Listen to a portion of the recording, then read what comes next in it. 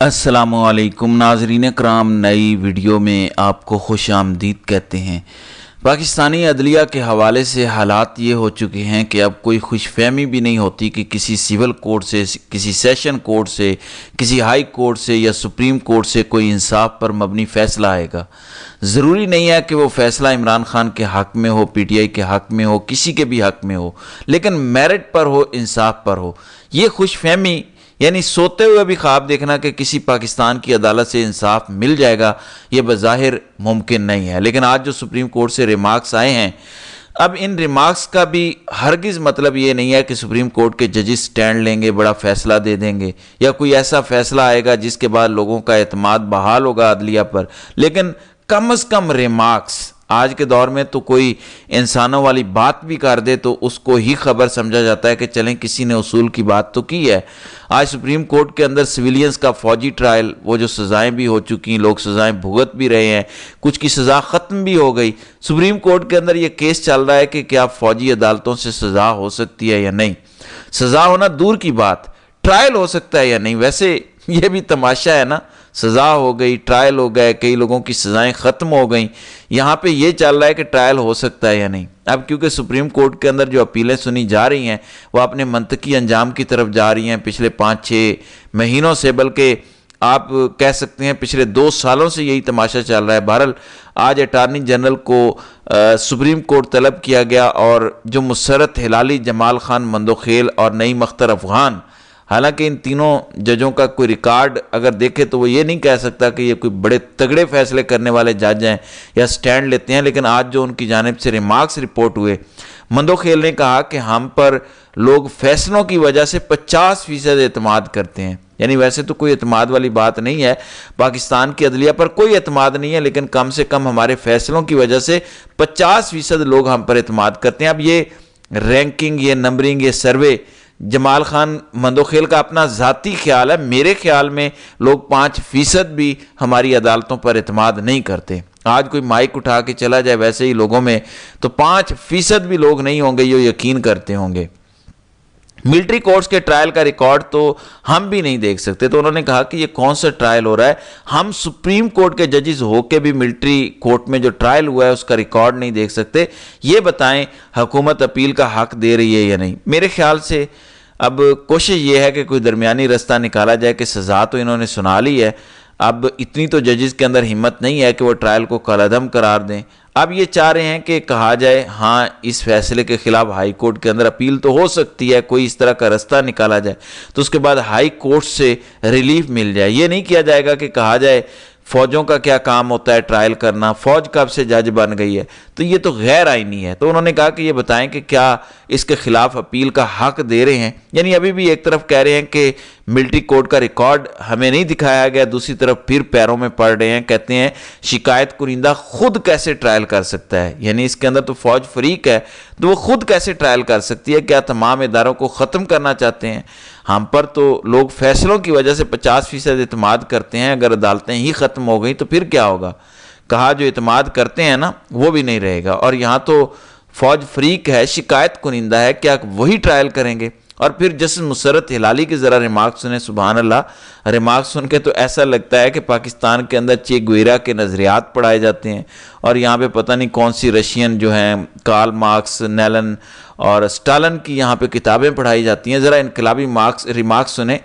कहती हैं आप कैसे इंसाफ और शफाफ ट्रायल की बात करते हैं, मिलिट्री कोर्ट्स में तो क्लाशनकोफ रख कर फैसला किया जाता है, उनको कोई कुछ कह सकता है?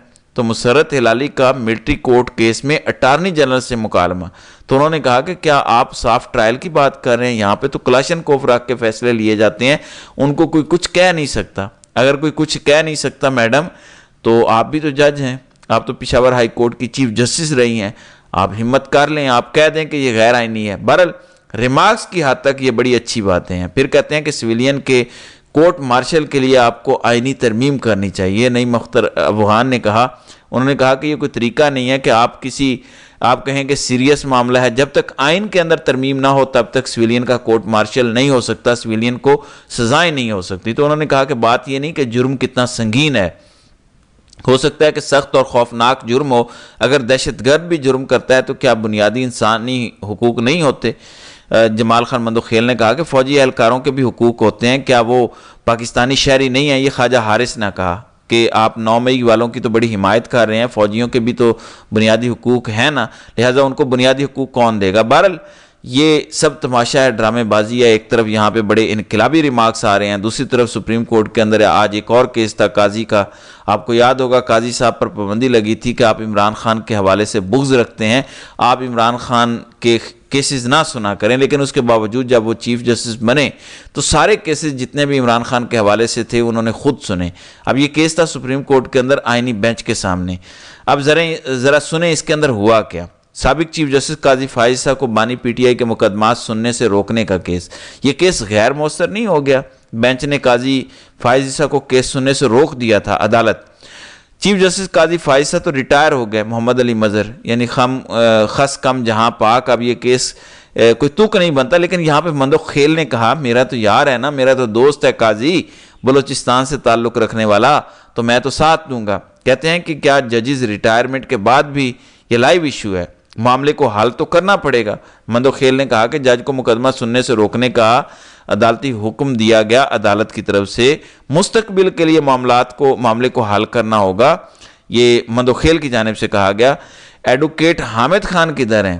یہ مندوخیل نے پوچھا کہ حامد خان کدھر ہیں، تو بتایا گیا کہ حامد خان سینٹ کمیٹی میں شرکت کی وجہ سے دستیاب نہیں ہے۔ تو اس پر مندوخیل نے کہا کہ سیاست کر لیں یا پھر وکالت کر لیں، تو سپریم کورٹ نے حامد خان کی عدم دستیابی پر سماعت ملتوی کر دی۔ تو اتنی تکلیف ہوئی جسٹس جمال خان مندوخیل کو، انہوں نے کہا کہ یا تو سیاست کر لیں یا پھر وکالت۔ کدھر ہے وہ؟ بے شک قاضی ریٹائر ہو گیا ہے، کیسے کوئی قاضی کو کہہ سکتا ہے کہ آپ کیس نہیں سن سکتے، ہم یہ کیس سنیں گے؟ یعنی عدالتوں کے اندر یہ ہو رہا ہے، 2 نمبری، دوہرا معیار۔ پھر لاہور ہائی کورٹ سے خبر سن لیں اب، کیونکہ آل شریف بادشاہ سلامت جو سرکاری خرچ پر جس طرح سے عیاشیاں کریں، جیسے دل آئے تشہیر کروائیں، کوئی عدالت پوچھ نہیں سکتی اور کسی کی جرت ہونی بھی نہیں چاہیے، چونکہ پاکستان کے اندر تو بادشاہت ہے۔ سنیں، سرکاری خزانے سے مریم نواز اور نواز شریف کی تشہیر کے خلاف درخواست پر سماعت نہ ہو سکی، عدالت کے 2 رکنی بینچ میں دیگر کیسز میں مصروفیات کے باعث سماعت نہ ہو سکی۔ عدالت نے چیف سیکرٹری پنجاب اور ڈائریکٹر جنرل پبلک ریلیشن سے جواب طلب کر رکھا تھا، تو آج بھی اس حوالے سے سماعت نہیں ہو سکی۔ دوسری طرف جاتی عمرہ کے اندر اہم ملاقاتیں، رات کو میں نے آپ کو بتایا تھا کہ ڈاکٹر مالک بلوچ اور بلوچستان کے اہم رہنما جاتی عمرہ میں نواز شریف سے ملاقات کریں گے کہ اگر آپ بلوچستان کی صورتحال جو بڑی تیزی سے خراب ہو چکی اس کے اندر کردار ادا کر سکتے ہیں تو کریں۔ اب خبر یہ ہے کہ سابق وزیر اعلیٰ بلوچستان ڈاکٹر عبد المالک بلوچ وفد کے ہمراہ جاتی عمرہ موجود ہیں، جہاں نواز شریف نے انہیں زورانہ دیا ہے۔ اویس لغاری، پرویز رشید اور احسن اقبال بھی جاتی عمرہ میں موجود ہیں، تو یہ بڑی اہم ملاقات ہے۔ پھر ایک اور شرمناک کردار، یعنی پاکستان کے اندر اتنے شرمناک کردار ہیں کہ لوگ کم پڑ جائیں۔ پچھلی ویڈیو میں نے آپ کو مرتضیٰ سولنگی کا بتایا تھا، جس نے انتہائی بدبودار، گھٹیا اور غلیظ زبان استعمال کی بشرا بی بی کے حوالے سے، انتہائی گھٹیا۔ میں نے پچھلے ولاگ میں یہ بات ڈسکس کر دی تھی، لیکن اب نہیں کروں گا۔ انتہائی گھٹیا شخص ہے یہ، لیکن مرتضیٰ سولنگی سے بھی زیادہ اگر کوئی غلیظ زبان استعمال کرتا ہے، یا آپ کہہ لیں کہ پاکستان کے اندر وہ چند لوگ جو اتنی گندی زبان استعمال کرتے ہیں جو اشاروں کے اندر بھی آپ کے سامنے نہیں رکھی جا سکتی، انتہائی گندی گفتگو، انتہائی گرے ہوئے کردار۔ اب یہ میں کہہ رہا ہوں تو آپ سمجھ جائیں کہ کتنے بدبودار کردار ہو سکتے ہیں۔ اگر کسی کو یقین نہیں ہے تو وہ خود جا کے سرچ کر لیں۔ اب ایک کردار ہے جس کو مریم نواز نے بھی فالو کیا ہے، ساری نون لیگ فالو کرتی ہے، نواز شریف کے بڑے قریبی سمجھے جاتے ہیں، احسن چٹھا۔ آپ ٹویٹر پر جائیں، سرچ کریں، آپ دیکھیں کہ یہ کتنا گھٹیا شخص ہے۔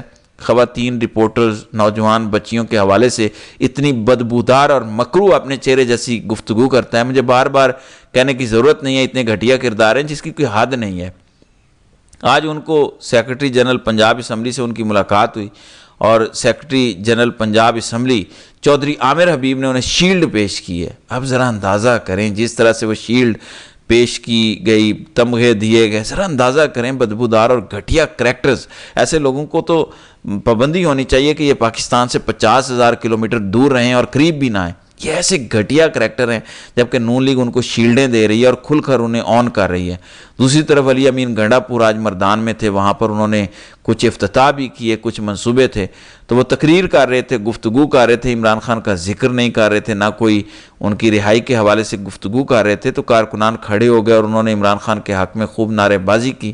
5 منٹ تک 6 منٹ تک وہ نعرے بازی ہوتی رہی، اور اس کے بعد گنڈا پور کو مجبوراً عمران خان کا ذکر کرنا پڑا کہ وہ جی بڑی لمبی جدوجہد ہے، تن من دھن لگا دوں گا، بڑی کوشش کروں گا، ایڑیاں رگڑوں گا اور عمران خان کو رہا کرواؤں گا۔ لہٰذا گنڈا پور اب چاہے جدھر بھی بھاگیں یا پی ٹی آئی کی قیادت جدھر بھی جائے، ورکر کھڑے ہو چکے ہیں اور ورکر ہر جگہ پہ ٹف ٹائم دے رہے ہیں۔ تو ناظرین کرام، آپ کی اس ویڈیو کے حوالے سے کیا رائے ہے؟ آپ اپنی رائے کا اظہار کامنٹ سیکشن میں ضرور کیجیے گا۔